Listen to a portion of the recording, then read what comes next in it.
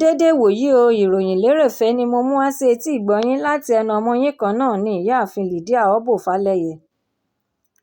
Adájọ́ Bukka M. Umar ti ilé-ẹjọ́ tó ga èyí tí ó kalẹ̀ sí ìlú Maiduguri ìpínlẹ̀ Borno ti pàṣẹ pé kí Salamatu Shaidu, ẹni tí ó jẹ́ ọmọ ọdún 33 years, lọ́ọ́ fi ẹ̀wọ̀n ọdún 5 jóra lórí ẹ̀sùn fífi ọ̀nà ẹ̀tàn mú kí àwọn ènìyàn lọ ṣiṣẹ́ tó lòdì sí òfin àti kíkó wọn kúrò lórílẹ̀-èdè Nàìjíríà lọ sí orílẹ̀-èdè mìíràn láti lọ́ọ́ máa ṣe ohun tí kò tọ́ rárá. Ẹ̀kúnrẹ́rẹ́ ìròyìn eléyìí náà wà nínú ìwé ìròyìn Leadership.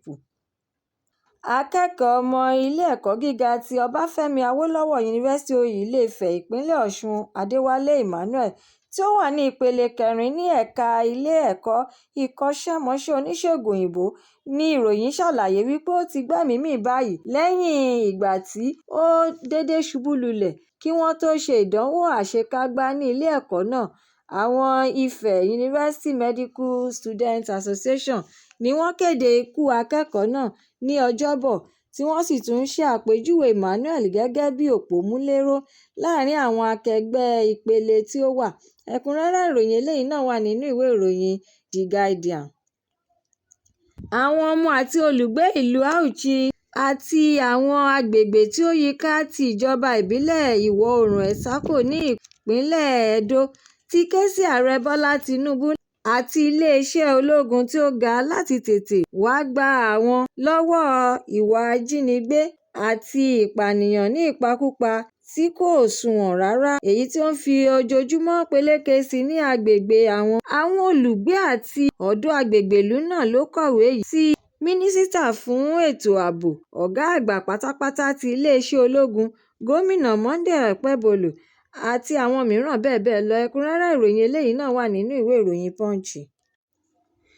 Ìròyìn eléyìí ló kéde wípé Mike Makinde, tí ó jáwé olúborí nínú ìdíje ẹlẹ́ẹ̀kẹẹ̀dógún ti Daniel Ogechi Akujobi Memorial Dam Foundation Golf Tournament, èyí tí ó wáyé ní ìlú Ìkòyí 1938 Golf Course ní ìpínlẹ̀ Èkó.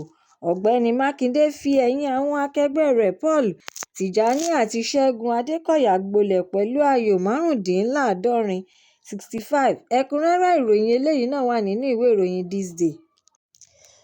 Gbogbo kátàkárà wà ní ìdádúró ní ọjà Àgbàlàtà International ti Badagry ní Ọjọ́bọ̀, nígbà tí ìpínlẹ̀ Èkó bẹ̀rẹ̀ ètò ìsìnkú ti Àkànràn Àhólù Mẹ́nútóyì Kínní tí ó wàjà. Ọba yìí wàjà ní ọjọ́ 12 oṣù Kínní, nínú èyí tí ìpínlẹ̀ rẹ̀ ṣe ètò lóríṣiríṣi láti fi ṣe àyẹ́sí ipò àti oyè rẹ̀ ní ilẹ̀ Badagry.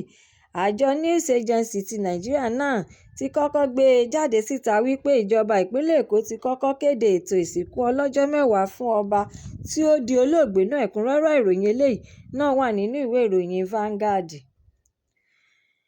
Nínú ọ̀rọ̀ àkọsílẹ̀ tí olùrànlọ́wọ́ àgbà pàtàkì lórí ìbánisọ̀rọ̀ ìta gbangba Frank Shaibu gbé síta, níbẹ̀ ni igbákejì ààrẹ àná tẹ́lẹ̀ rí Atiku Abubakar ti ṣe àfihàn ẹ̀dùn ọkàn rẹ̀ nípa bí ààrẹ Bọ́lá Tinubu ṣe fẹ́ gba àṣẹ tuntun lọ́wọ́ ilé ìgbìmọ̀ aṣòfin àpapọ̀ láti tún lọ yá owó tí ó tó $500 mílíọ̀nù owó ilẹ̀ òkèèrè ó lé díẹ̀ $516 million láti fi ṣe iṣẹ́ àkànṣe Sokoto-Badagry Superhighway.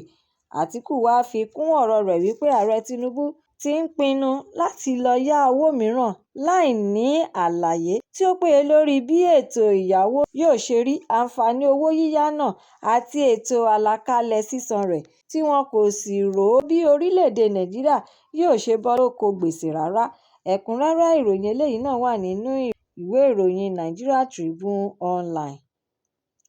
Ìròyìn yìí ló gbé síta wípé ààrẹ Bọ́lá Tinubu ṣe ìpàdé alátìlẹ̀kùnmọ́rí pẹ̀lú àwọn gómìnà ẹgbẹ́ òṣèlú All Progressives Congress (APC) ní Aso Rock Presidential Villa, Abuja, àti pé ìpàdé yìí wáyé nínú yàrá ìpàdé ti ìgbìmọ̀ dípò yàrá gbàgede ńlá ti ìpàdé gbogbogbò, ibi tí wọ́n sọ pé ìpàdé náà yóò ti kọ́kọ́ wáyé. Ọ̀pọ̀lọpọ̀ gómìnà ìpínlẹ̀ ẹgbẹ́ òṣèlú APC ló farahàn, tí àwọn igbákejì gómìnà ìpínlẹ̀ mìíràn yọjú láti ṣojú gómìnà ìpínlẹ̀ wọn.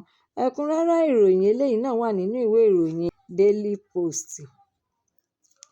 Adarí fún eré ìdárayá tẹ́lẹ̀ rí Mauro Meluso ti ṣàlàyé wípé ààrẹ ti ẹgbẹ́ Napoli, Ààrẹ Leo de Laurentiis, ṣe ohun tí ó dára láti jẹ́ kí Victor Osimhen kọ̀ jálẹ̀ láti gba owó tí ó tó £200 mílíọ̀nù owó ilẹ̀ òkèèrè £200 million, èyí tí Paris Saint-Germain fi lọ̀ àti ti Kvaratskhelia ní ọdún 2023.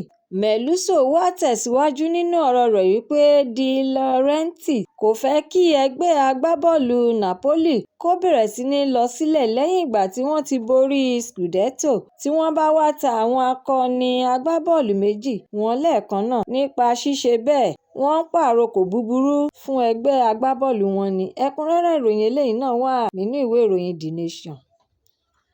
Yusuf Buhari tí ó jẹ́ ọmọ bíbí ààrẹ àná lórílẹ̀‐èdè Nàìjíríà tẹ́lẹ̀ rí, Ààrẹ Muhammadu Buhari ní Ọjọ́bọ̀ ló ti ṣe àfihàn èròǹgbà rẹ̀ láti ṣojú ẹkùn Daura Sandamu Maiduguri ní ilé-ìgbìmọ̀ aṣòfin àpapọ̀ nínú ètò ìdìbò ti ọdún 2027. Àjọ News Agency ti Nàìjíríà ló gbé ìròyìn jáde síta tí ó sì tún sọ èròǹgbà Yusuf Buhari wípé ó fẹ́ díje lábẹ́ ẹgbẹ́ òṣèlú All Progressives Congress (APC) àti pé Yusuf náà ṣe ìkéde yìí ní Daura nígbà tí ó lọ ṣe àbẹ̀wò sí gómìnà Dikko Rada ti ìpínlẹ̀ Katsina fún àtìlẹ́yìn rẹ̀ àti gbogbo àwọn ènìyàn jàǹkàn-jàǹkàn ní ìpínlẹ̀ náà. Ẹ̀kúnrẹ́rẹ́ ìròyìn eléyìí náà wà nínú ìwé ìròyìn Daily Trust. Akọni ti ẹgbẹ́ agbábọ́ọ̀lù Chelsea John Terry ti ṣe àfihàn ìkọminú tí ó ní lórí ọjọ́ iwájú ẹgbẹ́ agbábọ́ọ̀lù náà lẹ́yìn lílọ àwọn alábòójútó ẹgbẹ́ Chelsea méjì láàrin oṣù mẹ́rin lórí fífìdírẹmi tí ẹgbẹ́ wọn ṣe nígbà tí wọ́n kojú Brighton, èyí tí wọ́n gbo ewúro sí wọn lójú tí wọ́n sì fún wọn ní àmì ayò 3-0 3-0. Ẹ̀kúnrẹ́rẹ́ ìròyìn eléyìí náà wà nínú ìwé ìròyìn The Sun. Ìròyìn lérèfé tòní kò ní jù báyìí lọ nítorí pé kí n lọ bẹ̀ oge. Ẹ tún pàdé mi lọ́la fún àkọ́tún ìròyìn lérèfé mìíràn láṣẹ Èdùmàrè. Ẹ má ṣàlàyé lọ kàn sí YouTube channel ìròyìn lérèfé.